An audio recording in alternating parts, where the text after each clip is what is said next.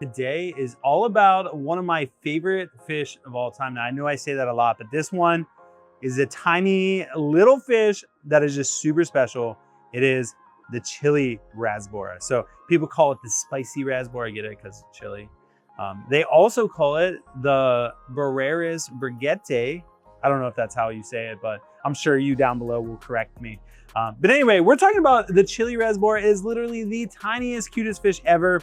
Some bold colors. So we're gonna get into a full detailed care guide today. If you guys didn't know already, I am Rob. I am the owner of Flipaquatics. And so today I'm gonna give you our inside information on how we care for this fish, some details about it, and hopefully set you up for success if you wanna keep a chili rasbora in your aquarium.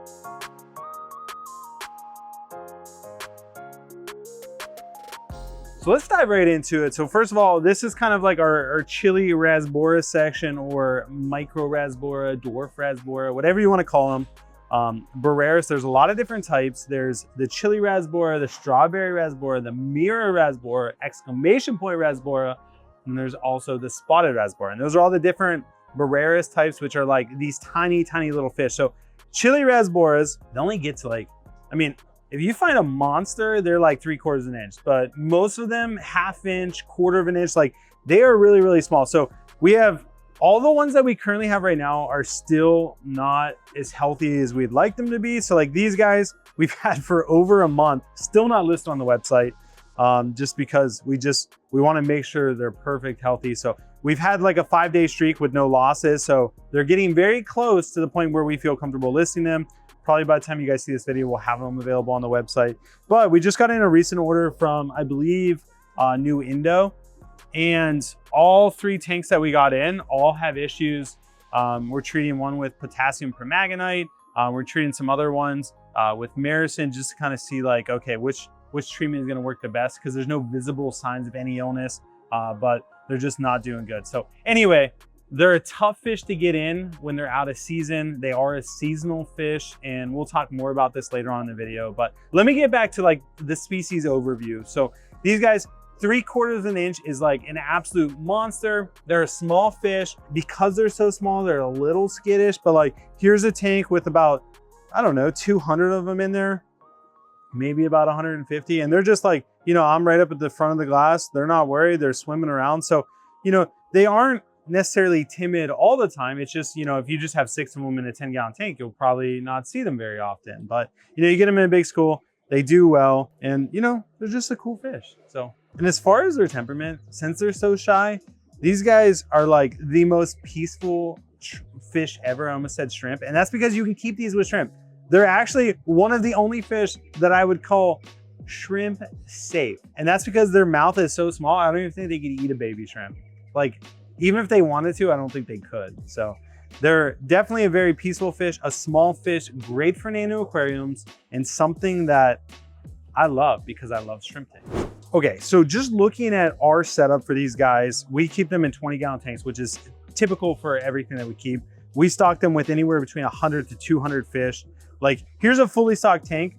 This is not chili rasboras. These are actually mirror rasboras, but again, they're all very, very similar. Their care is exactly the same. So these are just good examples of what a tank would look like. But as far as you at home, if you're setting up a tank, our parameters for these, we keep them in our tap water and RO water mix with a little bit of shrimpable GH to get everything right. So our end of the day parameters are like 7.3 to 7.6, maybe 7.7 pH. Most of the time it ends up being like 7.5.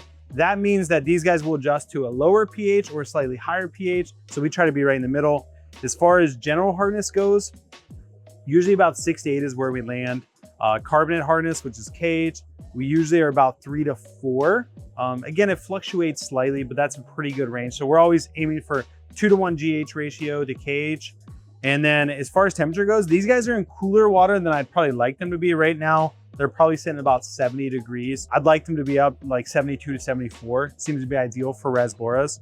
And so if you guys are setting up a tank at home, you can either set one up like ours, which is a little bit of a higher pH, but these guys would also do well in like a 6.5 pH as well with soft water, no KH. It's just stability is key for these guys. So keeping them in stable water parameters of what you want to aim for. And again, I like a 2-to-1 GH to KH ratio. So I highly recommend that unless you're going with no KH whatsoever and you're using like a buffered substrate to control the pH at like 6.5. So if I was setting up a tank, you could do these in as small as like a 5-gallon tank. I never recommend that just because of the instability with a small tank. So 10-gallon tank, I would do probably a school of like 10 would probably be like my minimum to get their best behavior, because they are a little bit of a social fish. They like being around their kind. And then if you want to keep, you know, some shrimp and stuff like that in there, which we'll talk about what are good tank mates for these guys later on towards the end of the video. But a 10-gallon tank with 10 of these leaves enough room to add another fish, add some more shrimp, something like that, a couple snails, and that's going to set you up for success. I love live plants, so I would put some live plants in there, some valves, some hardy stuff that you don't have to, you know, pump some CO2 in the tank or fertilize. And these guys are literally going to live their best life. A lot of people always ask about TDS, total dissolved solids. It's not really an accurate measurement, so I don't use it. But if you're mixing your own water, our TDS is about 150 is what we aim for. But we do that based on our GH and KH. So that's the deciding factor for us. And then we just match whatever the TDS is after that. So don't use TDS as a standalone measurement. It's not good. It isn't very helpful. But if you're wondering what our TDS is, it's normally about 150. As I said earlier in the video, these guys have such a small mouth, so it's hard for them to even eat a baby shrimplet. So, and if you've ever seen a baby shrimplet, they are microscopic. So what do you feed these guys? If they have such a tiny mouth, so in this tank, you'll see we actually fed some flake food. It's still on the bottom. This is actually a medicated flake food that is a dewormer. So we're actually in process of deworming these guys, and that's how we do it. So I highly recommend a flake food. I always like grind it up as fine as I can and feed them almost flakes, like flecks or specks. I don't know. I guess they're flakes, but you want to get it as small as humanly possible. And that's what these guys, that's going to be like their #1 food. Now, if you want to give them some treats, you can definitely do some frozen food. I recommend Daphne as a frozen food. It usually comes very, very small. They'll eat that. I guess if you get a big batch of adult Daphnia, I've never had that before, but they wouldn't be able to eat adult Daphnia, but they would eat baby Daphnia. Baby brine, really good one. And Cyclops are all good ones that I highly recommend.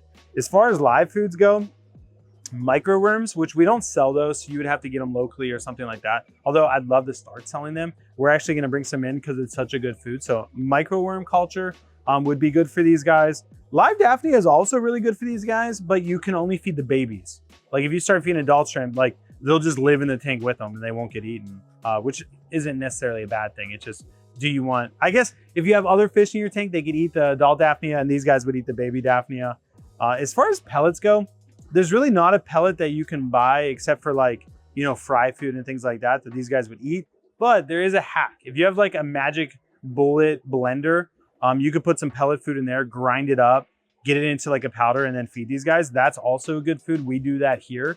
And so there's a lot of different options, but making sure these guys get a good diet is important. I always recommend Daphnia just because it's a good fiber source and it helps prevent them from getting bloat and things like that. So the one thing to note before we move on for feeding, since you're grinding up food so small for these guys, you're crushing it up, be careful not to overfeed because flake food is easily dissolved into the water, which could create an ammonia spike.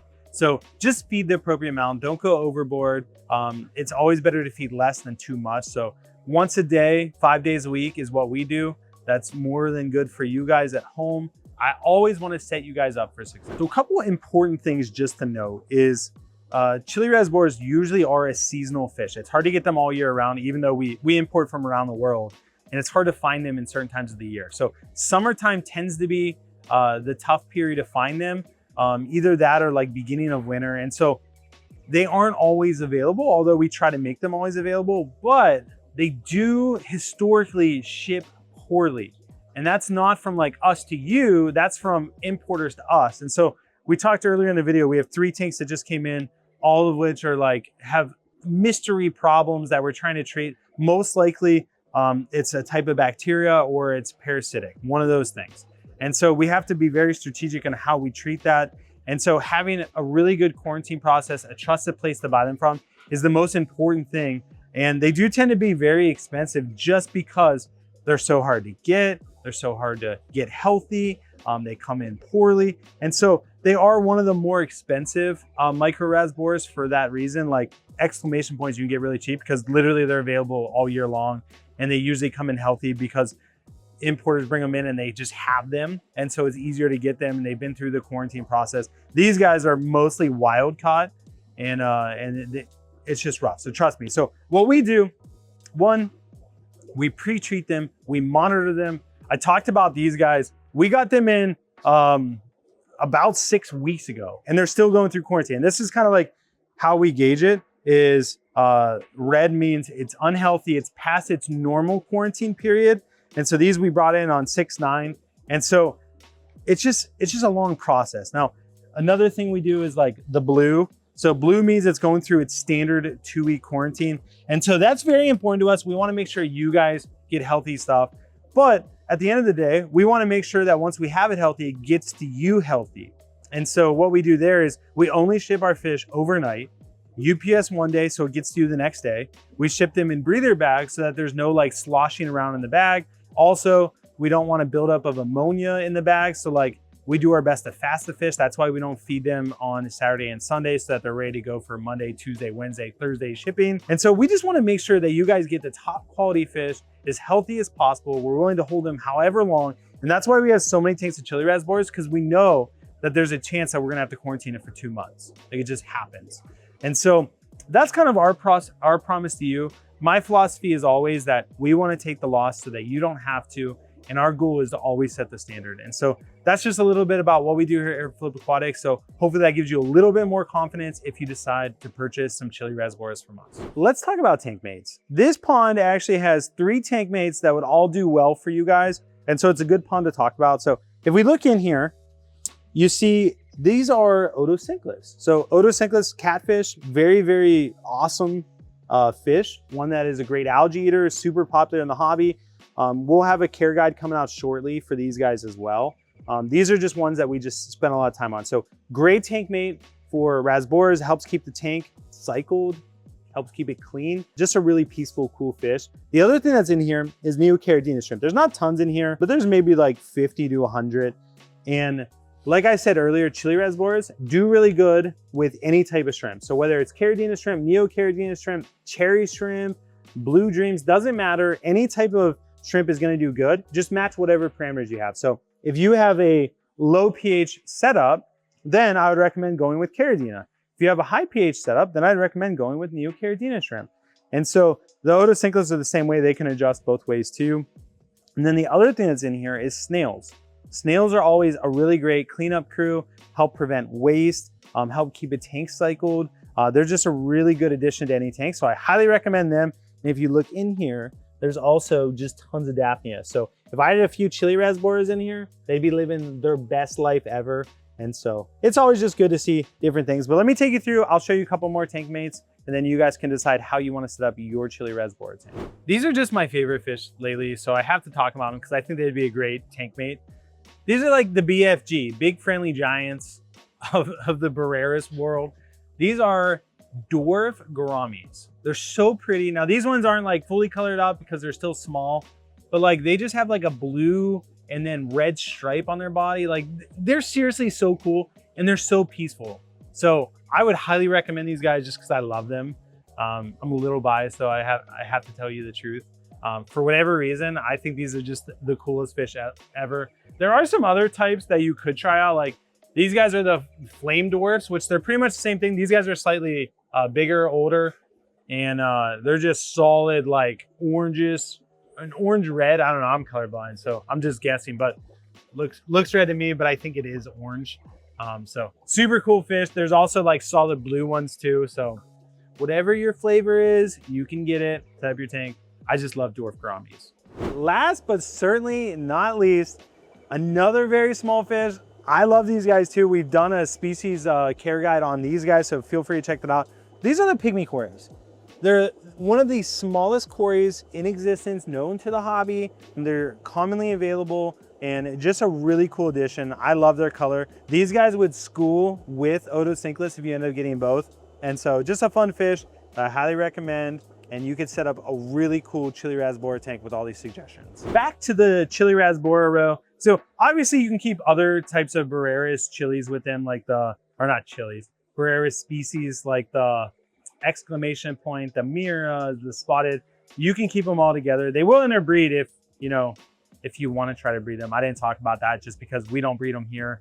I'm sure there's tons of resources out there that you could find about people that have bred them. They are an egg scatterer or an egg layer, but that's as far as my knowledge goes on the subject. So I don't want to act like an expert when I'm not one. But anyway, as far as we usually do like frequently asked questions for these guys. Most everything is something we've already covered. Like a lot of people ask about the size or temperament, great tank mates, what size tank you need. And so we've already covered the majority of that stuff. So if you guys do have some questions about chili Rasboras, feel free to drop us a comment down below. Let us know what your question is and we will do our best to respond to you, or we'll put it in an updated video in the future. But either way, we appreciate you guys so much. Hopefully you give us the opportunity to sell you some chili Rasboras. We'd be happy to be your source for ornamental fish. But if you have a local fish store that you love, that you support, I highly recommend that. So definitely do that. But if you don't have access to chili Rasboras, we got you covered. On that note, you guys have a great rest of your day. As always, God bless, and we'll catch you on the flip side.